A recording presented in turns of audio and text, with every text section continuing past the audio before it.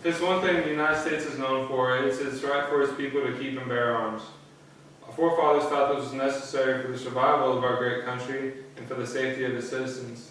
They secured this right for us in the Second Amendment, which reads, "A well-regulated militia, necessary for the security of a free state, its right for its people to keep and bear arms shall not be infringed." My father taught me how to shoot a .357 revolver when I was 10 years old, and I was given my first shotgun when I was 12 years old. Needless to say, I believe in guns. I believe that they're necessary for everyday safety, and I believe that they're necessary to prevent tyranny. I hope to persuade all of you to believe in guns the way that I do. Violence is a huge issue in the United States. According to JustFacts.com, 67% of all violent crimes involve a gun.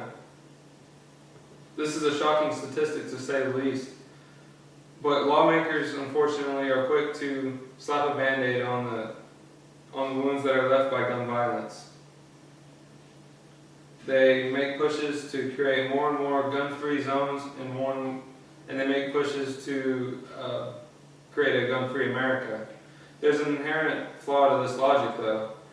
If criminals show that they're willing to disobey laws, then why then would we trust them to obey signs located outside of buildings and schools, for example? I believe what we are doing is creating safe work environments for criminals who would do us harm. I believe a sensible solution to this problem is to create unsafe work environments and create hard targets for the criminals and to arm more and more citizens. Because the only thing that will stop a bad guy with a gun is a good guy with a gun. Now remember, this good guy can be a police officer or it can be an armed citizen. But the police officer is going to be at best 4 minutes away, and there's plenty of time for the criminal to do you and your family harm and to make a getaway. But now for the big picture. Guns represent more than a means to defend yourself, but they represent freedom from tyranny. This is an excerpt from the Declaration of Independence. It reads that whenever any form of government becomes destructive to these ends, it is the right of the people to alter or abolish it, and to institute a new government. It goes on to say that the people should exercise prudence, and that they shouldn't attempt a revolution based on minor offenses.